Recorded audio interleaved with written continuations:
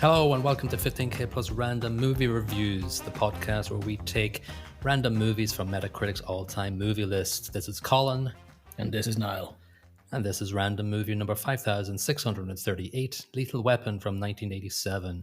Metascore of 68, user score of 8.1, runs for 1 hour and 49 minutes, had a budget of 15 million and took in a box office 120.2 million. So that's why it has 4 iterations of this movie. It was a money spinner. Yeah, but I don't think any of the movies, I don't consider any of the movies that followed this to be just solely a cash grab. They were actually reasonably good movies on their own right. So sometimes a franchise works. Yeah, for sure. So Richard Donner obviously directed it, and you look back at his oeuvre, and before this one, he did The Omen. I just totally erased that from my memory. I had no clue that he directed The Omen. Seminal horror movie. Superman, of course, The Goonies, Scrooged, and died in 2021. So he just died pretty recently. Yeah, he will be missed because they were all epic movies. They were all excellent. So the man's got directorial chops. He did indeed. Written by Shane Black and Jeffrey Boehm. Shane Black played one of the Hawkins, in Predator. Great movie. A slight little connection to Danny Glover in this movie. Yeah, he is in Predator 2. And he wrote Predator, a recent remake, which was awful. Oh, okay. I've lost count of how many remakes there has been of the Predator. Prey was good. Did you see Prey? Was very good. I really enjoyed that. I was very surprised considering, I watch all the Predator movies because I'm a nerd. Yeah. And I've always been disappointed up until Prey. Prey was very good. It had good reviews, so I was like, I'll watch that one. I just like the spin on it as well. It was quite a good, authentic spin. Yeah. It wasn't like Predator versus Alien, The Return. Oh, God. The worst was Requiem. Jesus. I don't know why I watched it. I don't know why I kept watching it. Well, it was painful. Anyway, that's not what we're here to review. That's fine, though. It's good. It's good to go off on tangents. PTSD. Shane Black also wrote Iron Man 3, one of the Iron Man movies. It's actually quite a good one as well. Quite well reviewed too. I can't remember if it was good or not. It's got Ben Kingsley in it. How can it be bad? Oh, you love Ben. I love Ben. Yeah, I lost track of the Marvel.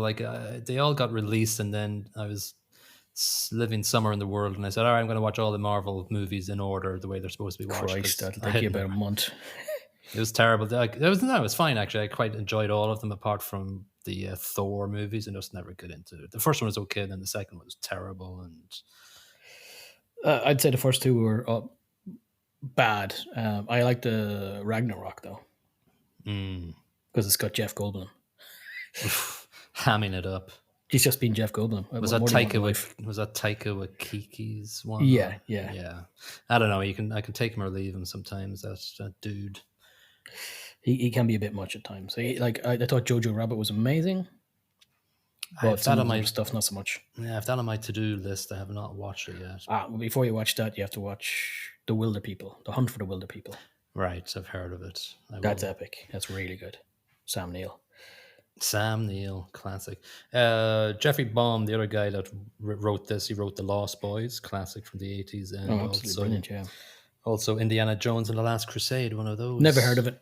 No. It must be a new movie, is it? Yeah. Interesting to read that Lethal Weapon 5 is in development with Gibson as the director. Yeah, part of my Googlings, I couldn't get definitive it's actually happening, but IMDb seems to suggest it is happening, and there has been rumors on the grapevine, so it smells like it might be happening. I'm not sure how I feel about that.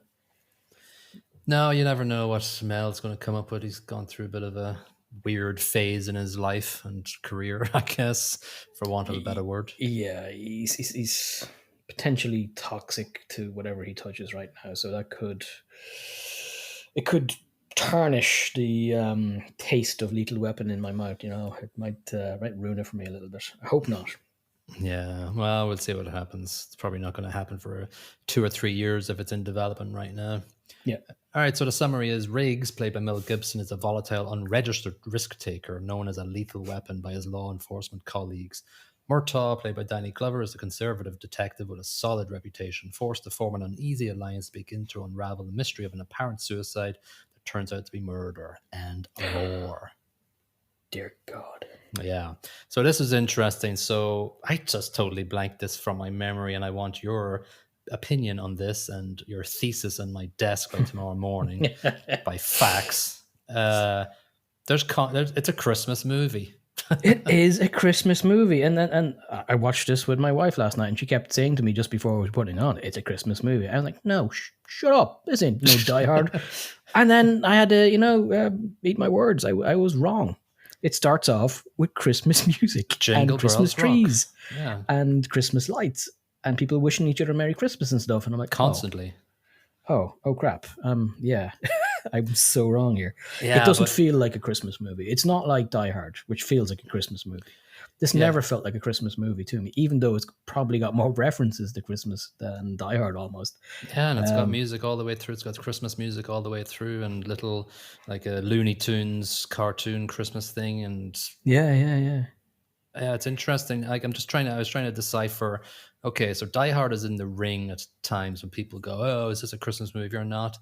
And Lethal Weapon isn't. You'd never hear Lethal Weapon being thrown out there as a Christmas movie. And so, But it's just as much right to be, really. well, is it the ho ho ho motherfuckers or whatever bit in Die Hard? That's like things like that, and then the nerd in Die Hard going, it was the night before Christmas and all through the house, things like that. But there's Christmas trees and there's decorations in this, and there's policemen doing the carol at the start as well. And So technically, I can't see why we should distinguish either of them. But I don't care. Die Hard is a Christmas movie, and this is not. we'll have to analyze that a bit die deeper. on that hill, god damn it. Yeah, so we do start off the movie with Jingle Bell Rock starting off, and and we get straight into a sort of 80s trope scantily clad lady straight off scene one. It's sort of, oh, really? Straight off. That's what 80s movies were about back then. She's on top of a tower. She's in the nudie. She's been doing lines of coke. It's Christmas all around her. There's Christmas trees, Christmas lights. She goes outside to get some fresh air. She gets a bit confused looking and decides to hop up and does a bit of a fall. Yeah, it's a bit of a fall, all right. Yeah, it's unlike the movie we just discussed. The jump or the fall from the building is at the very start. Yeah. For sure, yes, it's great. Nice bookend between. There's so many similarities between. There is, Die and Hard especially the Gary Busey bit at the very end screamed Die Hard to me as well. Totally.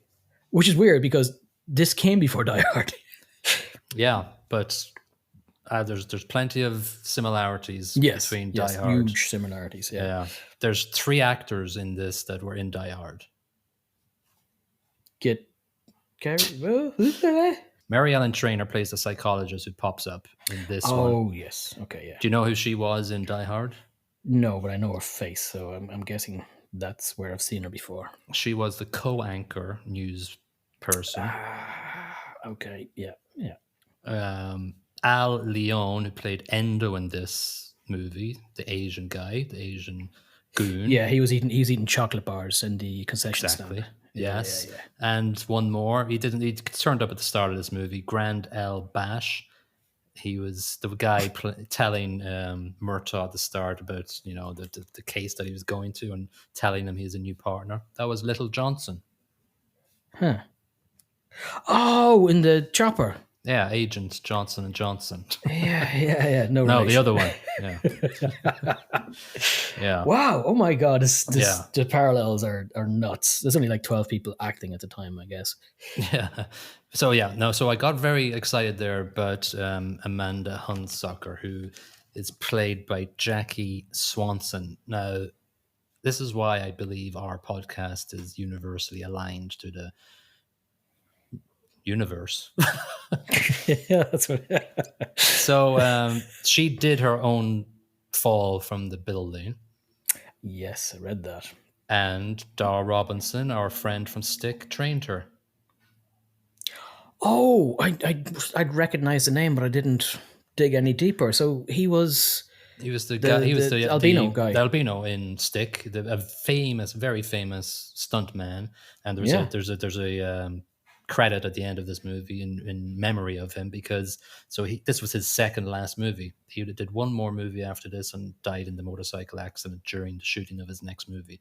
So both crikey. this movie and the other movie that he shot has in memory of Dar Robinson at the end of the movie. So very strong ties to our previous movies we've watched there, and I had to make sure Yeah, we because got I those had out. read that she'd purposely did a lot of training with him so that the director could get a more realistic shot of her jumping off the building, and they were able to follow her down the hallway with the camera right to the point where she hits the airbag. Yeah, and I read that the airbag was painted as cars and things, so Yeah, yeah. they could just cut it before she hit the airbag because it was all disguised and camouflaged. Very interesting. Darryl Robertson again. He was in our review of Stick, and R.I.P. Dar. You're sorely missed in the stunt scene. Absolutely. He has much more impact in the world than I previously realized. Yeah, for sure. So she jumps anyway, and we cut then quite quickly to Murtaugh, played by Danny Glover, in the bathtub, and his family just jump in on him while he's fully naked in the bathtub. It was weird. Yes, this was weird. I would be uncomfortable. Get the fuck out! Pretty much. Yeah, I'm having a freaking bat here. Get away. I can't have a moment's peace in this house. But So that feels like that's the lot of Murtaugh, though. I think it kind of sets the scene that he's bothered a lot. he's a family man. He's got a perfect family at home. Yeah, It's the opposite of Riggs. It's the opposite of Mel Gibson's character. He's got a loving family. Riggs' not so wife much. died 11 years Yeah, ago. So it was his birthday. He's a big 5-0. Danny Glover, when he played this, was 40. I thought he was 41. Okay, Well, I read today he was 40, and Mel Gibson was 30, playing a crikey, 38-year-old in this movie. it's depressing. The man who says he's too old for this, and Yeah, I'm substantially older than the actor who was playing him. yeah, I'm not that far off the character he was playing. yeah. God So anyway, damn it. he has a birthday cake, and he's 50, and he's got a lovely family. Mel is in his Yeah, trailer. RV. His dog runs into him, and there's a very sort of cinematic shot, a long shot, distant shot of the dog running into his RV. And then a close up of his arse. Yeah, he gets up and has another beer. So we instantly get a feeling that he's in a bad place and not having the best of times in Yeah, comparison and in yeah. contrast to Murtaugh's life. So we head back to the house, and his Murtaugh's wife is saying, "Yeah, somebody called the Hunsaker is looking for you." So okay, then I don't know. I was weirded out by the portrayal of the daughter in this movie. Did that strike you? Like, there's a I, scene where she it comes was down always in a a it was always a dress. problem to me, to be honest. Possibly that she was a bit overly sexualized for her age in my head, even back in the day. I don't know Yeah, if that's what you're getting at. yeah, but she was actually 26 years old. She was only 4 years Oh well, younger than then I Mel don't Gibson. care anymore. No, but the daughter, I don't know. She was coming down in a dress and, "Oh, Daddy, this is for my party," and he's just staring at her, going, "Jesus Christ, I'm getting too over this. not yet." Yeah. Yeah. So we jumped to Murtaugh tasting some tasty Coke from some Christmas tree dealers who have a Yeah, I'm not sure that's the most accurate way to taste or check if Coke is good, just to cram about a half kilo into your mouth, like Tropic Thunder and Jack Black's scene. Don't judge me. what does he say? He said something like, I can feel my teeth or something like that. Yeah, and that's exactly what Mel Gibson does. He crams it into his teeth and rubs it around. Yum, yum, yum. Which is, I'm not sure that's the most accurate way of checking Coke, but no, it looks good on cinema. Oh, it's a very 80s thing. That Yeah, that's yeah. happened in every 80s movie when the drugs was involved. Just put it on your finger and swab it around your gums. Oh yeah, that's Like good like shit. like so, like you're brushing your teeth with it. Exactly.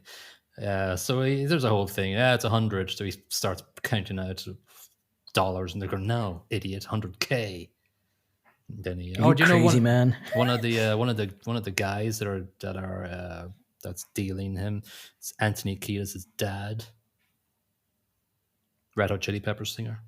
Get out of town. Yeah, it was one of these. I haven't corroborated this this data, but You just somebody had said you it. had a dream. Yeah, It's fact now. somebody said it on IMDb, so I've taken it as fact, as Bible. Nope, it So has to be yeah, real. so we get this whole thing where he just shows his badge and he goes a bit crazy. He's like, "Yeah, you want to see crazy?" Does his Three Stooges bit. Yeah, yeah. Whoop, whoop, whoop, whoop. Yeah, Slaps his face about a bit. yeah. And he tries to actually do the whole, Three Stooges slaps their face basically. Yeah. So there's a crazy kind of shootout and sort of, yeah, he's there like he gets nabbed by one of them and he's going, "Yeah, shoot me, shoot me." So we get Yeah, another and unhinged element of him. he's calling back to his Mad Max 2 days, really, where he's just mental in this. He comes across very Australian when he's acting all nuts. I don't know if you got that as well, but his accent No, it didn't isn't really. very American when he's going bickies. He's proper, home and away Australian style. Yeah. Yeah, like listen, I think these scenes where he's acting a bit nuts, he does them well. Yes, I think especially the next scene where he's actually suicidal and he's putting a gun to his in his mouth and against his head, like his veins are like shooting out of his forehead. He's Yeah. he's crying uncontrollably. It's actually quite a dramatic scene, actually. To be honest, when I watched this as a teen, maybe originally, I didn't cop how well that scene is done. Yeah, It's really good. Like he's acting his little socks off here. There's a whole lot of emotion being portrayed in that 15 seconds of a scene or whatever it is. yeah. And in contrast, there's like Deck the Halls playing on this black and white TV, Yeah, Looney yeah. Tunes thing, looking at his wife's photo. He's just out of it, and he's just like, Eating the gun, he's sticking it against his head. Yeah. it's very dramatic, very dramatic. So it sort of cuts from there to the police headquarters, and we get another Christmas vibe from these cops singing a carol, getting together. And you know the way in the later Lethal Weapon movies, there's that whole trend of on three, 1, 2, 3. No, you're Yeah. supposed to go on three, not no. We go after three. There's that sort of foreshadowing of that because they do that in this sort of when they're starting this song they go But one not the two, lads. not the lads. No, they don't do it until later on. Anyway, get this sort of exposition from the counselor who was in Die Hard as the co-anchor. She's basically telling everybody that hey, Riggs is suicidal. He's crazy. He hasn't got over his 11 years ago. His wife died in a car crash. See, I And so think yeah, this poor lady, the character anyway, she gets done rotten in the next couple of movies in that she's portrayed as a bit of an idiot and they all kind of slag her off. But she's yeah, not wrong in this movie. no, definitely not. So yeah, we're finding out that Jumper wasn't suicide. There was barbiturates. There was drain cleaner or something in it. So if Yeah, if she hadn't jumped, she'd be dead yeah, in a few minutes. exactly. And so Riggs comes into the office dressed like just a casual bum, basically, and Murtaugh's eyeing him up with his cop eyes, going, bit dodgy. This guy's dodgy. Yeah. And so, Gun. gone. And Yeah. Riggs Yeah. takes care of him, just blah, blah, blah, shoves him onto the ground, and we get our first The meeting of the lads. I'm too old for this shit. Yeah, yeah, that's one of my favorite lines in any movie. Cinema history. It defines my life, to be honest. Even from an early age, I always felt a bit old for this shit. Yeah, it's a great line to use. It's up there with "Look how they massacred my boy." Game over, man. Game over. So we get the sort of background that Riggs was in Nam, and hey, this is obviously first of all, this is your new partner. That's when he says, "I'm too old for this shit." Yeah. Riggs was in Nam, and Murtaugh says, "War's over you now." That was quite funny. Then it's in the car ride where we get the whole, we're going to have to register you as a lethal weapon. Yeah, yeah. A tenuous link to giving the name, but I'll allow it. Yeah, but they're off to their first job together, and it's possibly not the best one to send Riggs on. No, not definitely not.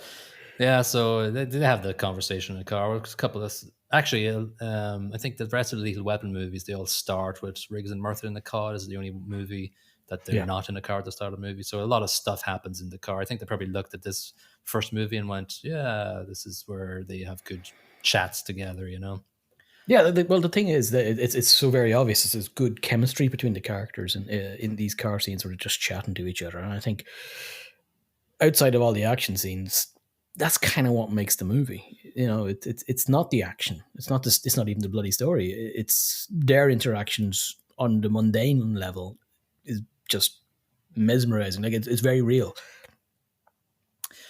Yeah, I did find it a little 2D. I think it hasn't aged too well for me in particular. I just felt, I don't know. I think cop buddy movies evolve from this one, and I think there's a lot more obviously out there that are a bit more riveting. I think there's like 3 or 4 scenes in this movie where you go, oh yeah, this scene. Yeah.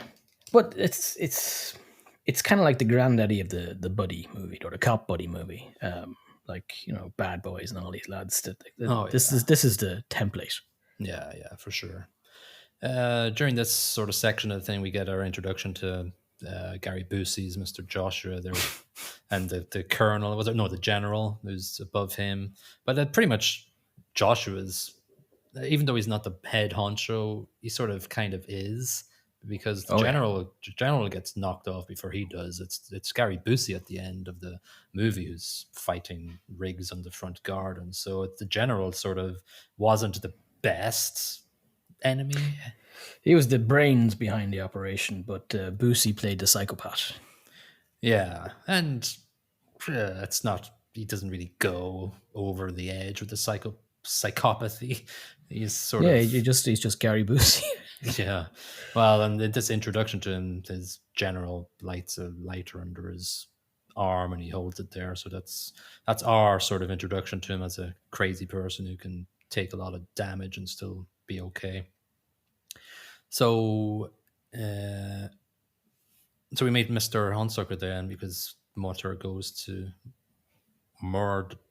Murtaugh goes to they both go and see him and tell him that his daughter was murdered, Moided. Yeah. moided, and he was like, yeah, I wanted to, why did you call me? I wanted to help, wanted you to help me get her out of porn, and you owe me from Nam. Go kill them.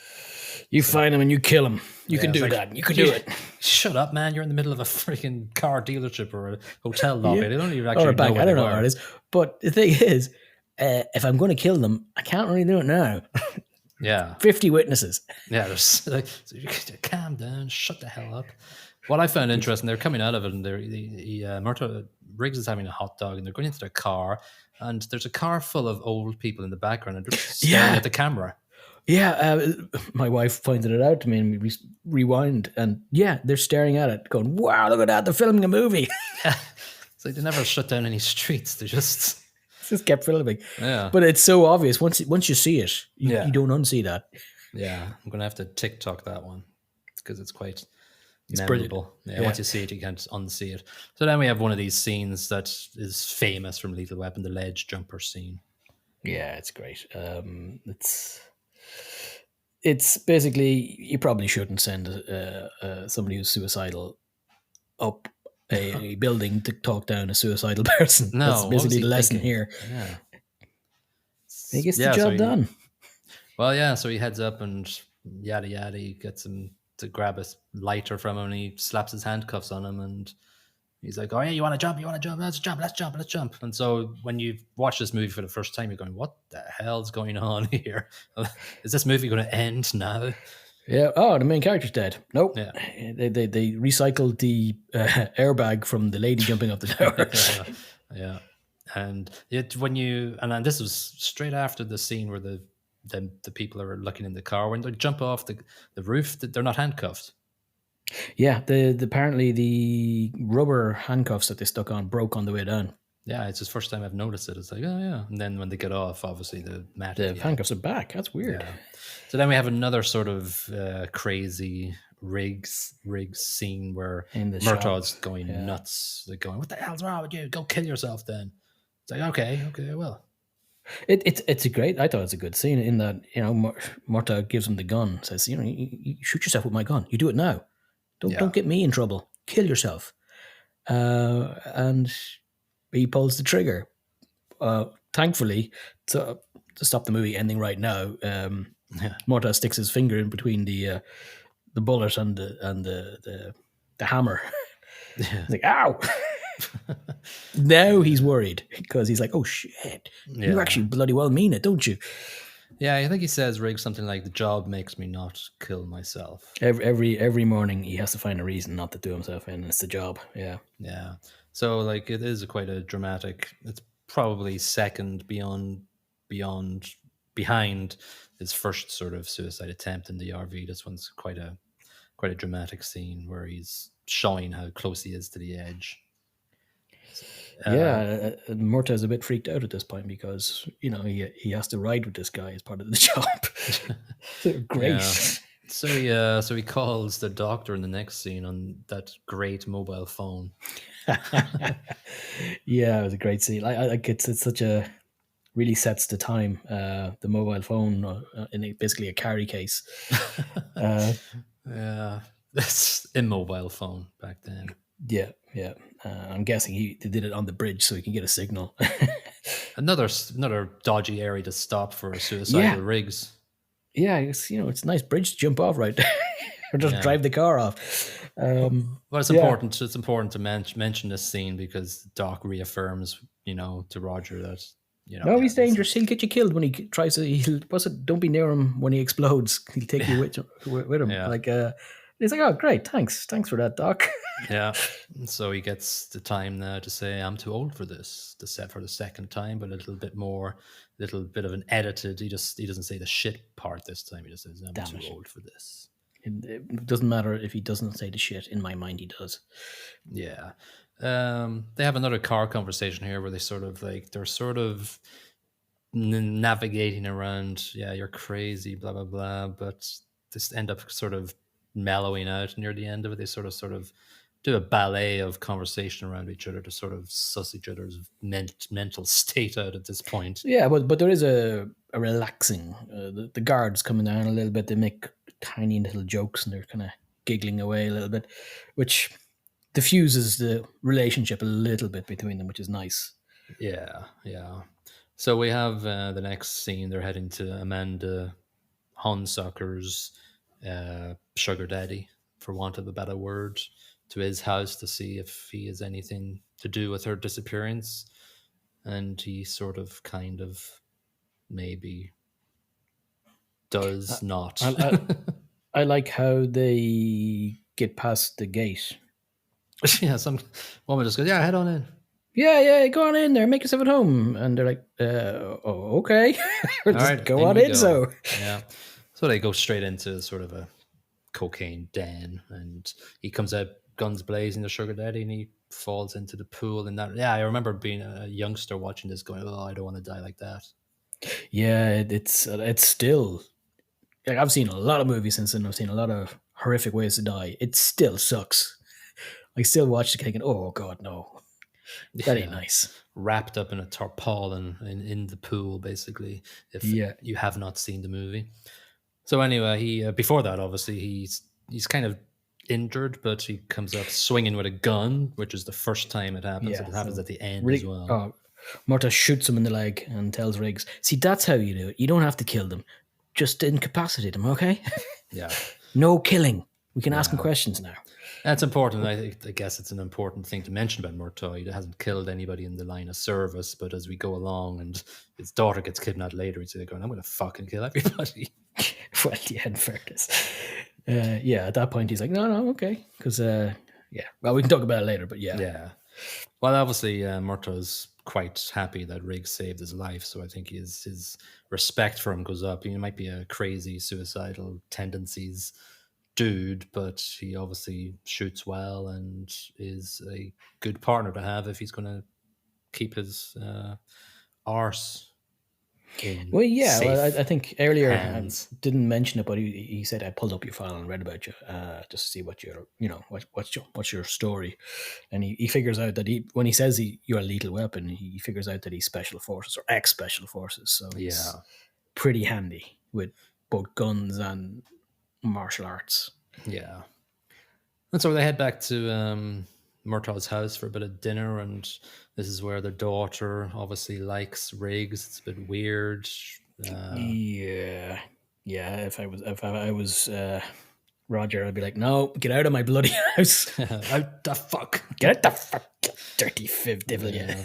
But I think just these family scenes are just a part of the plot where we go, yeah, Murtaugh's got a lovely family life. It's in contrast to Riggs, but also we then obviously find out that his daughter gets kidnapped later. So it's sort of, we know how much it means to him that to get his family Yeah, back together. it's better than just saying, "Oh, by the way, your daughter's been kidnapped," without putting a face to the daughter and building some Yeah. attachment and meaning to it. Yeah, it's nicely done in a way that we develop this perception of them as a family unit, and we know the daughter a little bit because she's got a crush on Riggs, which is sort of one dimensional in a sense, but at least we have something. Yeah, So they have bonding time. They're sort of getting, you know, but he does say Riggs does say, you don't trust me, do you? It's like, nope. nope. But if you survive tomorrow without killing me or yourself, then maybe we can talk about it. Yeah. And he said something about shooting a man in Laos as well. But Yeah, yeah, was that like yeah. a sort of a exposition that we knew he was like a long shot dude? Like he Yeah, could he was get a a, sniper, so he yeah, made a shot that only 7 or 8 people in the world could make. yeah. I'm good at killing people. That's all I'm good at. Yeah. Okie dokie, dude. Chill. I thought we were having fun. He leaves quite quickly after that. Yeah. All right, so Roger Murtaugh watches Amanda's porno a little bit and looks at her yearbook and stuff like that. And Yeah. It was posted to him. I think at this point, prior to yeah, him opening this envelope, he was kind of done with the case. He's like, okay, listen, it's as far as I'm concerned, it's finished. This case is over. It's wrapped up.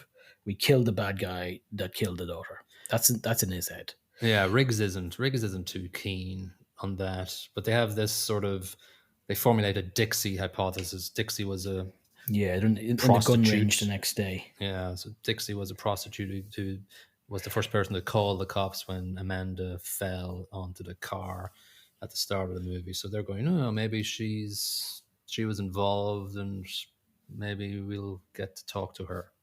But they're not so sure of this thesis. They're like, it's a bit thin. It's Yeah, it's a bit thin. anemic, isn't it? Yeah, it's 10 or 9. Yeah.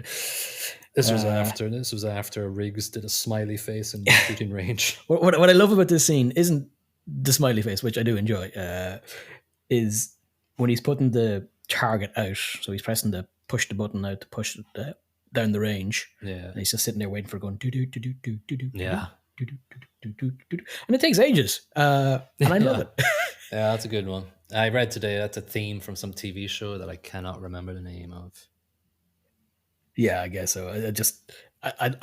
It was again one of the kind of mundane, normal things people would do. It's a nice touch in my head.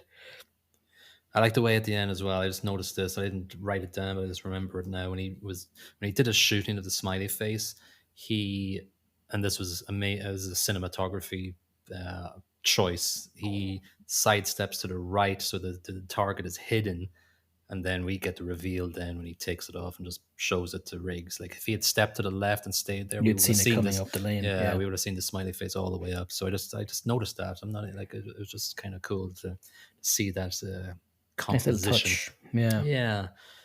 Anyway, they head to Dixie's house. How does that go? You're gonna bust Dixie. You're gonna bust Dixie. There's a bunch of kids hanging out in the street.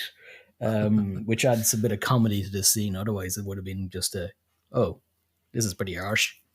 Yeah. Crispy Dixie. Yeah, they're on the way over to the house going, yeah, this isn't going to pan out. This Terry's rubbish. And then the house explodes, Great shot, great scene, very isn't it? memorable. Yeah. Yeah, I didn't remember. Then it happened. Then they were walking across the road. It's going, oh yeah, it's this scene. So, Yeah, it's a really, it does stick in your head. It's as soon as you seen the lads chatting to the kids, you know what's happening here. yeah, so obviously it's the kid IDs a tattoo, and it was Gary Busey, obviously. Oh, special forces, Special eh? forces. Shit. At this point, they realize this isn't suicide, and this isn't a simple bit of prostitution and coke stuff. This is big. You don't Yes. hire special forces mercenaries for a bit of coke.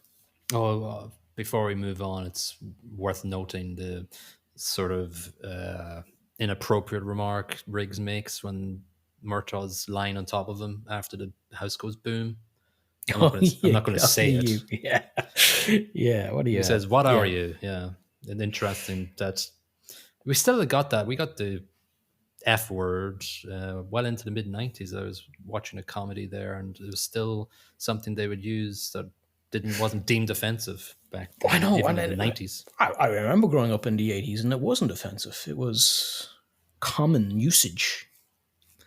Yeah, like you would watch Lethal Weapon in the '80s and not bat an You eyelid at that wouldn't sentence. think about it at all. But now you'd be like, oh, you can't say that, mate. Yeah, it's sort of kind of jarring when you do hear it, just because Yeah, yeah. we're in 2024. How did we make it this far? I don't know. I'm surprised myself. Yeah. So anyway, Amanda's dad, Michael, he's sort of they're with him in the next scene, and he's telling them all. They say, "Listen, this is all about." I can't tell you. I can't tell you nothing. I have another daughter. Go on. Oh, okay. So I'll have some eggnog and tell you. Yeah. So Why did he have so much eggnog? there's a memorial service for his dead daughter, so why not have eggnog? There's like 20 things of eggnog at the memorial service. What? Can't have a good memorial service without eggnog. I don't understand that. I love the next scene and how they use the Yeah, garden of it's great. eggnog, Yeah. but why is there so much eggnog just everywhere? Tripping over eggnog. Yeah, they are after this next scene. But anyway, the whole point is, yeah, the whole point of this is it's a whole big heroin shipment thing with these guys that used to be in the Air America Shadow Core thing. And so, Yeah, the Shadow Company. So Shadow Company. Yeah, the dad was a member of Shadow Company. He ran with some lads, and after they finished, they still had their contacts. So when they were out of the army, they decided to re-contact their contacts back over in various places that produce heroin, and they were getting, was it yearly shipments or bi-yearly? I can't remember. two a year. 2 a year, anyway. So this is big business, and the daughter obviously made some waves, and she had to be dealt with. She was dealt with. So anyway, we suddenly hear a helicopter pop up, and yes, this eggnog gets used very well in a. Damn you, Gary Busey! Gary Busey with a nice shot through the eggnog carton into Mr. Hunsaker. Several Riggs, times. yeah, Riggs is outside, and so Riggs, with such a sharp shooter, misses every shot.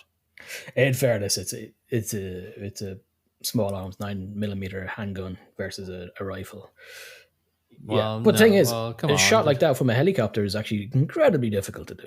well, It's moving, it's wobbly. That's Joshua for you. He was, but you know, I know it's a movie and it's a trope to miss the fleeing enemy, but he was just saying he just killed a guy in Laos from 2 miles away. So, you know, handgun to handgun. And he just did it in their firing range with a smiley face. You can shoot the gas storage of the helicopter. I did kind of think that, yeah. It's a little weak point, but whatever. Minor. We'll allow it. We'll allow it, Your Honor. So, anyway, so we get this little walkie-talkie thing going. Yeah, the police are there. We have to get rid of them. We got to turn up the heat, says the general. The general. So in the next couple of scenes, we have Riggs is kind of shotgun through a window in the car. He's out Yeah, canvassing the he's streets, but it doesn't asking really matter what he's doing, a really. lady of the night. Yeah. So have you seen this lady in the No. picture? No, I've never seen him. And then Mr. Boosie again. Yeah, What an he gets a-hole. about. Yeah, well, nice shot, nice scene where he just gets plastered through the window, and obviously he's got a jacket Again, on, we're so he's thinking, fine. oh, Riggs is dead again. But he is to the baddies for a while. Yes, very short period of time, if Very we're short honest. period, not even that incidental to the plot, really. I think it's going to be a big. It should have been actually developed a lot better than what it is actually. I think, in my professional opinion, I think You wanted a bit of a John Wick moment where he goes there and he kills loads of people without them noticing. I don't know what I want. Like if you sit down with a couple of writers, I think you can flesh that one out a bit better than him just being a sniper Hey, from five hey, this miles is away. the writers of the Goonies. You take that back. One of them. What of them? Sorry. Actually, no, they didn't write the Goonies. Richard Donner directed the Goonies. These Oh, guys didn't sorry, write. sorry. I don't think Shane they wrote Black. the Goonies. No, they didn't. Shane Black did not write the Goonies. No. So he's shotgun through the window. Murtaugh's daughter's taken. That's a whole big dramatic scene. Riggs is dead to the baddies, and then Murtaugh obviously gets a call saying, "Yo, come to the desert tomorrow morning." And so this is the big sort of Bastards setup. got my daughter. Has got my daughter. So Riggs gets out of the car and snipes from afar. Yes, this scene is pretty loose, pretty. Yeah, it's It sort was a of. bit like early doors. Oh, damn it. I had it in my head and I should have wrote it down. Remember Armageddon? Who was that? Michael Bay. Very Michael Bay esque scene with the cars coming in and the helicopter coming in, and a little bit overly dramatic. And Well, it was a little bit Omar Sharif, don't you think? oh yeah. The silhouetted character from a distance. Dot on the horizon, but this time it's two cars and helicopter, not a dude and a camel. Yeah, just as much shooting. Well, actually, more shooting. Sorry. Yeah, a bit more shooting.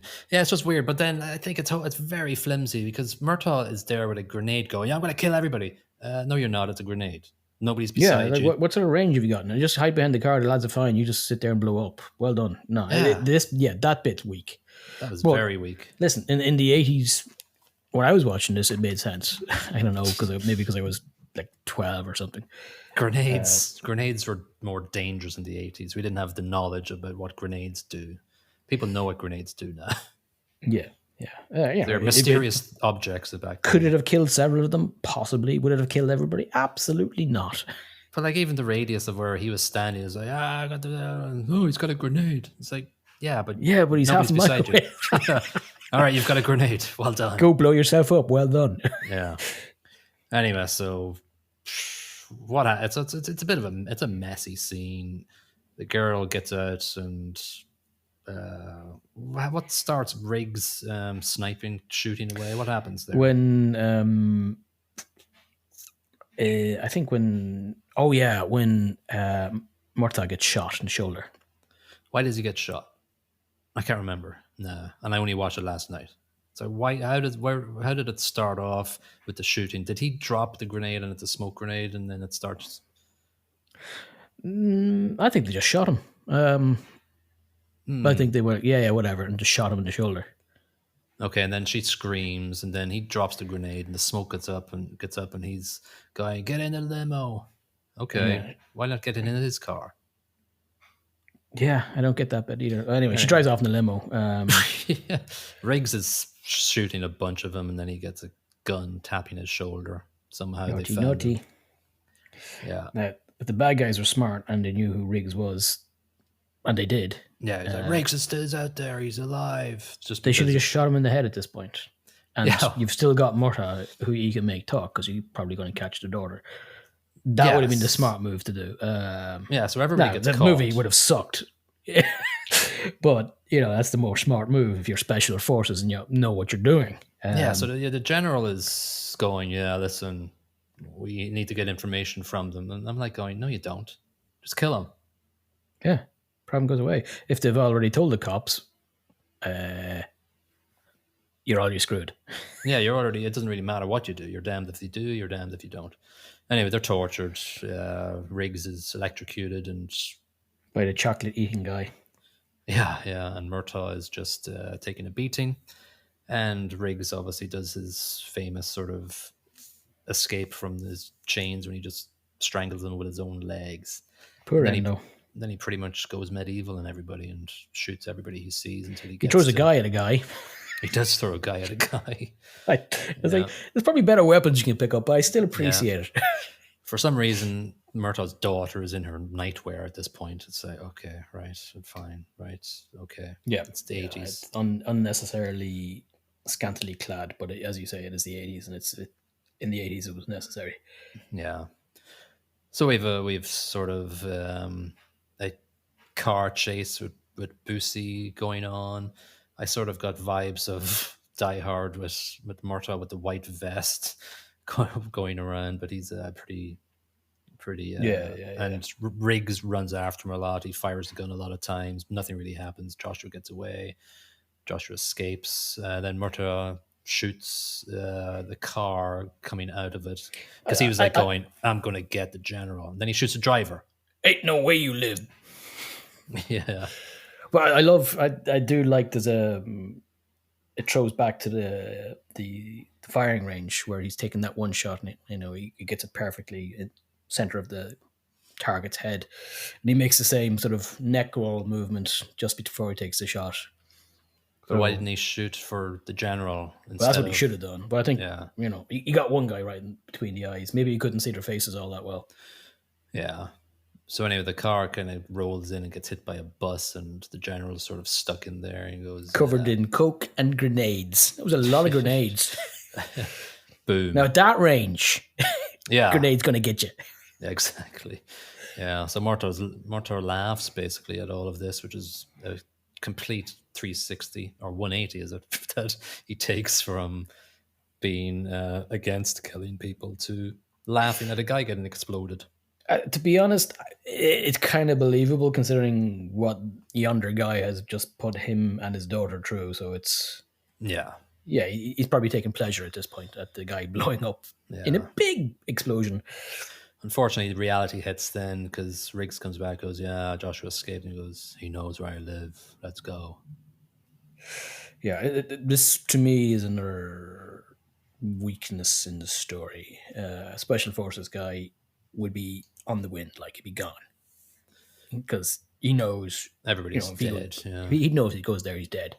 And yeah, he probably knows that if he doesn't move and get out of the state quick, he's dead or locked up. yeah.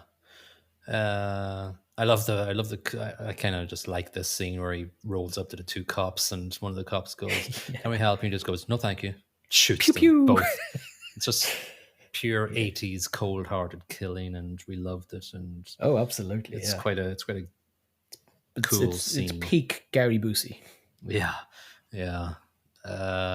So yeah, he heads into the house, Murtaugh's house, and the Christmas Carol is playing, and again another Christmas throwback. And then they just drive the car through the window to sort of distract them. Yep, it works. And then Riggs and Joshua has this fisticuffs scene on the garden for like 5 minutes. Yeah, this might have been overplayed. In the 80s, I'm going to kill you. Don't you take him away from me. I'll do it myself. Yeah, Nonsense actually made sense, I guess. But looking at it now, we're like, nah, just either shoot him or arrest him. Stop yeah. faffing around. This was 80s machismo at its Yeah. peak. Oh, And absolutely. Yeah. and I was sort of cringy as well because Murtaugh was going around going, "I'm in charge here, and it's, let them fight, and if Let them anybody gets in fight. trouble, I'll get in trouble. I'll take the blame for this." And I was like, and then so he gets him into a sort of a arm bar chokehold type thing, and Murtaugh's shouting, he's totally changed it. "I'll break his fucking neck." Then Yeah. Riggs is going, "Not worth it." He's not worth it, man. Well, maybe you should have started with that. Yeah. You could have saved yourself a bunch of hits in the face. Yeah. Yeah, you just like point a gun at him and say, "Here, we're going to handcuff you and you go to jail." The end. And then we have is it the end? We have our Die Hard ending. Slow motion, two lads reaching for guns. as But Mr. Busey attempts to shoot the lads. yeah, No, he gets 2 bullets in the chest, exact same second. yeah. So instead of Die Hard's one shot, it's the two boys get it. And it's such a similar scene. It Very really similar. is, because it's slowed down roughly the same amount. It's Yeah, the same sort of dramatic music. It's the yeah, same dramatic scene, and it's making a point yeah, as well about the two lads and their relationship. Uh, Same as it was making a point about the cop who was too scared to use his gun. yeah. Yeah, it's very similar, and just because even the actors are in it as well, it's just very, very Yeah. similar, and as well as the building jumping scene as well. Anyway, we're wrapping it up. It's the main plot's over. Riggs is visiting his wife's grave. Quite a emotional moment. He comes to Murtaugh's house, gives him a bullet for his Xmas for his Christmas present. Interesting Christmas present. Yeah, but he's talking to But the daughter at the door. He's not. He doesn't even go, "Hey, is Riggs there? Can I, or is Murtaugh there? Can I actually talk to him instead of you?" yeah, I think he wanted to scoot off, though. I think was the point. But He yeah, the heads daughter out. takes the bullets and heads back in, and he danders off, and then Murtaugh runs out and goes, "Nah, you're not going nowhere. If I have to suffer through my wife's dinner, so do you." Exactly. Okay. He It's a goes, nice, it's a nice scene, and to me, it's the end of a redemption arc for Riggs, which is a nice thing. yeah, because he says, "I'm not crazy," as well, and Murtaugh goes, "I know." Yeah, yeah. And then "I'll Be Home for Christmas" starts playing just to galvanize the movie as a It's Christmas movie. credentials as a Christmas movie. Yeah. Yeah, Riggs obviously invites his dog in, but Murtaugh has a cat, and then he has the final chance to say, Too old for this. "There you go, finished." And we do get the picture dedicated to memory of Dar Robinson, one of the motion picture industry's greatest stuntmen. I As have a question for you here, because oh, I intentionally always wait on and watch the credits. Not very, I don't read the credits per se, but I listen to the outro music. And this song, titled Lethal Weapon, was one of the worst songs I've heard in my life. I didn't stay on. It was awful, man. It was Well, shocking. did you read today about who actually was close to getting Mel Gibson's part? A lot of people were, and there's a lot of crossover between who would have got Bruce Willis's and who would have, like Mel Gibson was up for Die Hard's Bruce Willis thing, but there was an English actor play who starred in a very horrible TV show in the UK and was shown in Ireland, obviously, on ITV, UTV, and Benny Hill. he was up for this he was up for this movie, but he couldn't get the American accent right, and he also wanted to sing the title song of this movie, which you just said was terrible, but I'm guessing it would be terrible if this guy did it. Does the I missed name this piece of trivia. does the name Nick Berry ring a bell? Nick, it doesn't actually. Do It's you not the guy remember? from I Could Beat the Good for You. What was that? Oh no, that's Minder. That's Dennis Waterman. Oh, sorry, Dennis Yeah, Waterman, who he would have was been a good. singer. Yes, he was. No, Nick Berry was in Heartbeat. Oh God, really? That fella, Yeah, and the he had cop. this. Yeah, And yeah, remember, he had a number one hit with "Every Loser Wins" in the yeah. '80s, It was shocking. in '86, I believe. So this really ties in. It's very much ties into the timeline here. So I Oh, don't thank believe. God that they didn't go that way. Like I don't Mel even Gibson know. actually really worked in this role. Yeah, I don't even know how they got his number. Hey, we saw Heartbeat. God, that's just not the same vibe. No, no. Um. Yeah. So what were we talking about? Oh, yeah, that you hated the song at the end. I didn't wait around for it. I didn't like the music all throughout this. It was very '80s and saxophony, you know. Yeah, yeah. Like I think it's of its time, but it is when we start talking about points, it's the one I wail on a bit. Yeah, if I was rating it in the 80s, I probably wouldn't have been so harsh at all, because it was the 80s and Yeah. we didn't know any better. Yeah. Um, Listen, I'm not going to really be scoring this too highly, I'm afraid. The plot, I'm giving 2.75. It's above average, I think, historically, as a buddy cop movie. Oh, also, there's another Die Hard connection I forgot to mention.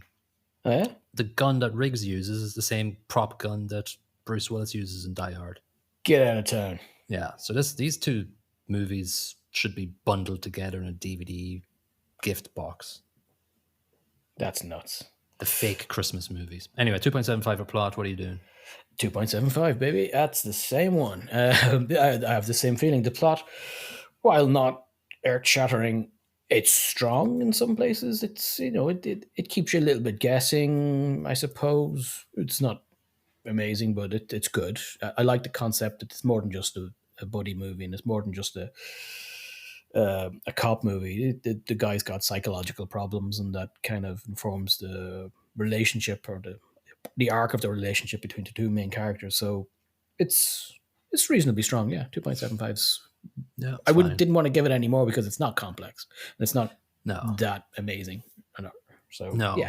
But for what it is, it's sort of explored this whole contrast in characters buddy cop movie. I'm sure there was a couple before this, but this is the one that stands out for this is the going one that sticks in my mind. places. Yeah. Acting, I'm gonna give it 3 because I think Mel Gibson and Danny Glover does both parts justice. So I went a bit higher. I had originally written down 3. Would you believe? But on waking this morning and thinking about it, I stuck an extra point 0.5, and it's primarily because the chemistry between the two main characters is incredibly strong. I think they're lucky that the chemistry worked so well between the two guys because Yeah. Mel Gibson's an okay actor, Danny Glover's an okay actor. Like, both of them can be good at times, but in this they're really good. Yeah.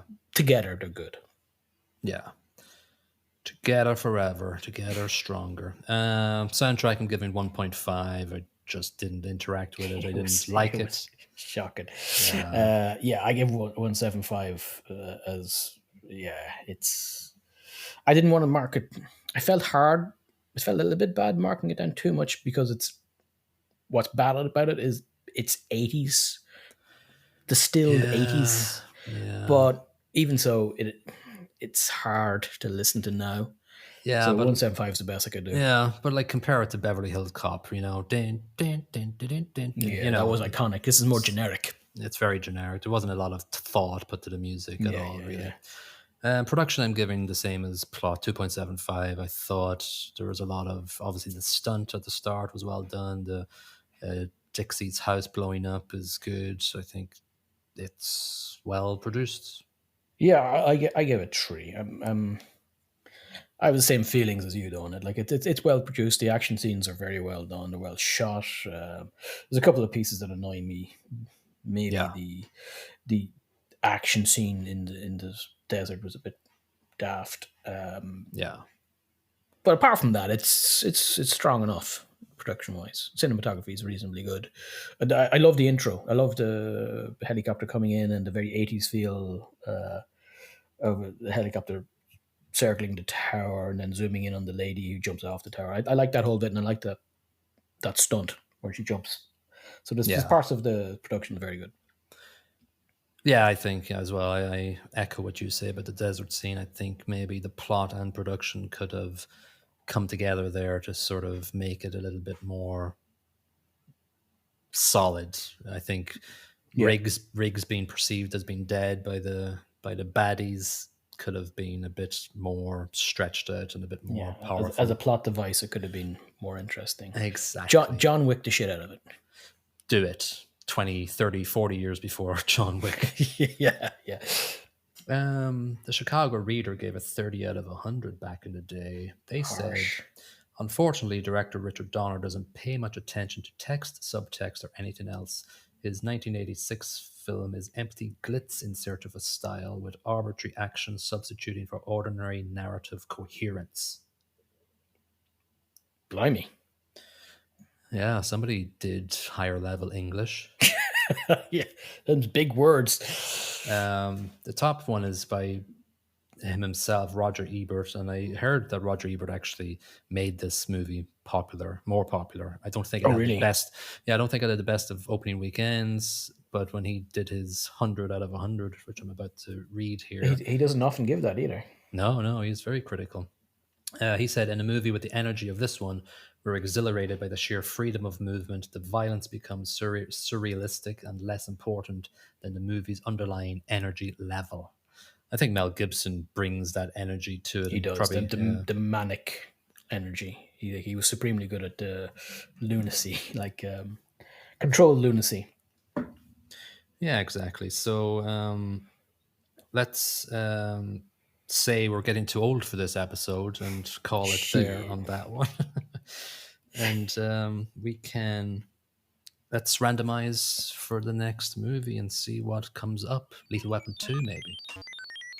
Hey, we're going up the numbers here to see if we can get a shitty one. It's Whoa. 10,426. All right, and movie 10,426 is a movie called Jet Lag from 2003. Runs for 1 hour and 31 minutes. It's a romantic comedy. The summary is a romantic comedy about an encounter at the Paris airport between a world-weary businessman, played by Jean Reno, and a troubled beautician, played by Juliette Binoche. So we've got two So heavy hitters there. I'm assuming it's like Leon, where he kills lots of people, right? Yeah, let's keep thinking that. It's got a meta score of 53 and a user score of 6.2. So the users Not like it a terrible. little bit more Yeah. than the critics. So, okay. So let's watch that jet lag then in the next episode. We will see you in episode 52 of 15K Plus Random Movie Reviews. Keep on liking our show on all platforms that you listen to us on, and we'll see you next time. Bye bye. Cheerio.